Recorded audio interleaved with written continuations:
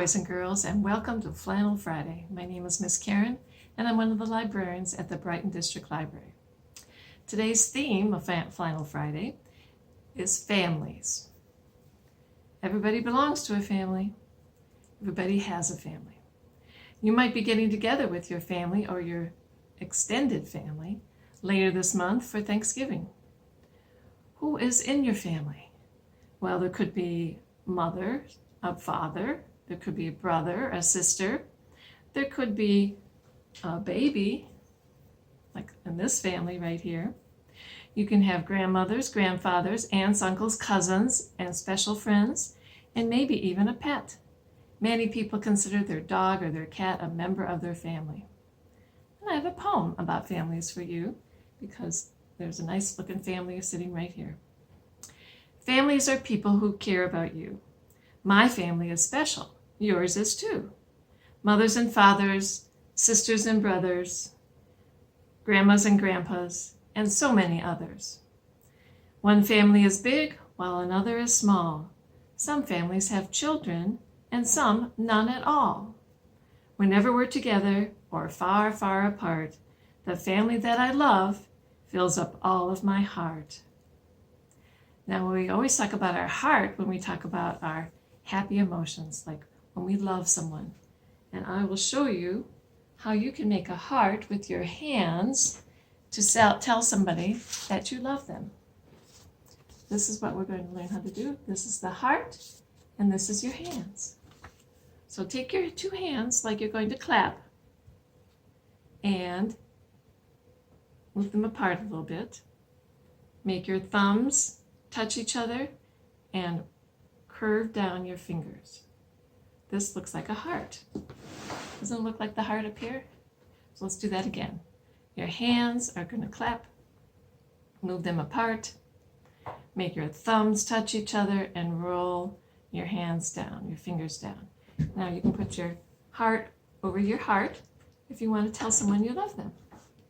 I love you, just like I love my kitty. Okay, my kitty Pepper is part of my family. So now we've learned how to say, I love you with our hands. Well, I have another family to show you up here. This is a bigger family, one with a baby, a toddler, a boy, maybe a teenage girl. There's a mother and a father. And then we have a grandmother, and then we have a grandfather. And he's in a wheelchair because some older people have trouble walking. I have a song about families. Make sure the mother doesn't get hidden by the wheelchair. There. Are there 2 or 3 or 4 in a family? 5 or 6 or more in a family? I'm in a family, you're in a family. Families are all different. Families large and families small. Families short and families tall. They're not the same as you recall. Families are all different. Speaking of different families, well, I have a different family to tell a story about on my story glove. This is a different family because it is made up of bears. There's Papa Bear and Mama Bear and little baby bear. And they lived in a cozy little cottage in the woods. And in their cottage, they had porridge to eat, chairs to sit on, and nice little beds to sleep in. So, once upon a time, Mama Bear made some porridge, hot porridge, for her family. Well, porridge is like oatmeal, and it was so hot, the bear family couldn't eat it. So they went for a walk in the woods while it cooled.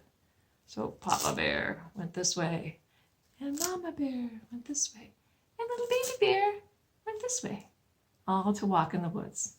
Well, along came a little girl with blonde hair whose name was Goldilocks. She was wandering the woods by herself, which you really shouldn't do. And she found the cozy cottage, and she went in to see what was there.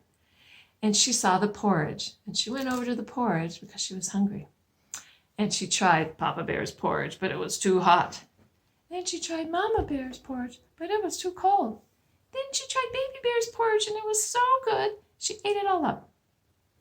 Then she went over to the chairs. She tried sitting in Papa Bear's chair, but it was too hard. Then she tried Mama Bear's chair, but it was too soft. Then she tried Baby Bear's chair, and it was just right, but she was too heavy, and she broke it all to pieces.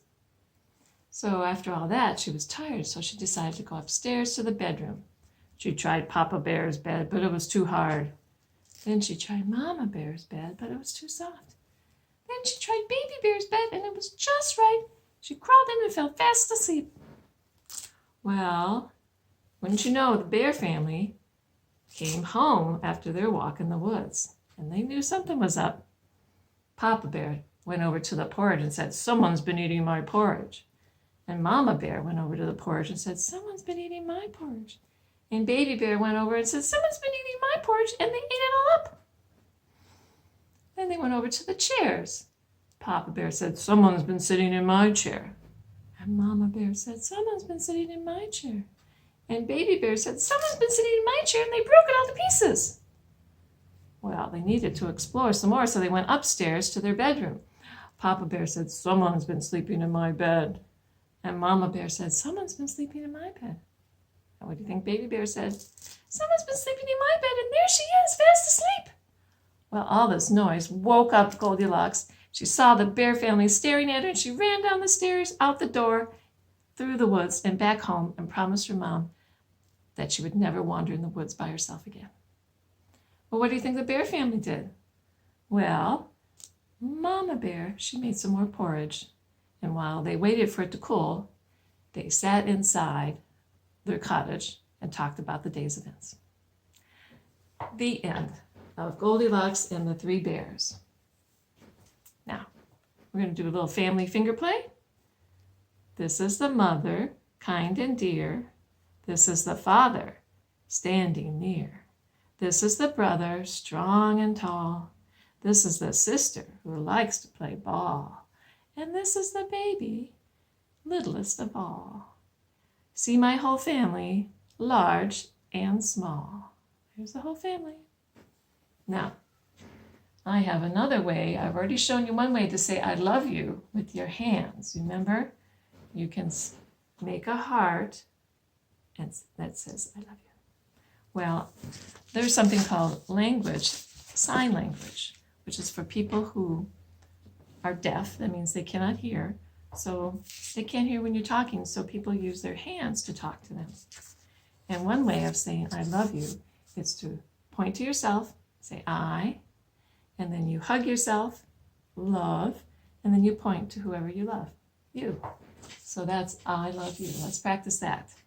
I love you. Okay. Another way of doing it is with your hands. It's a little bit harder. This is the I, this is love, that's L for love, and this is Y for you. And you put them all together, and that says "I love you." I love you. So you put them all together.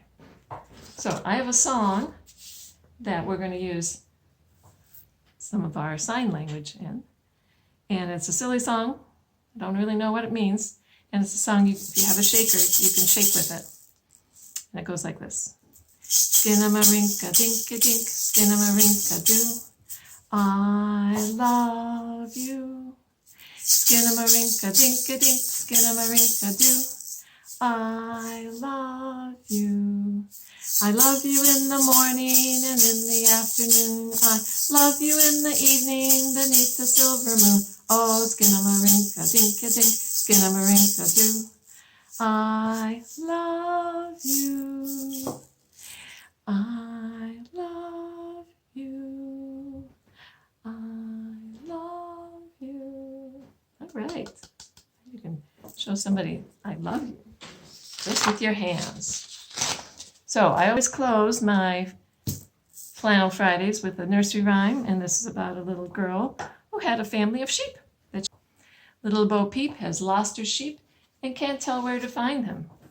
Leave them alone and they'll come home wagging their tails behind them.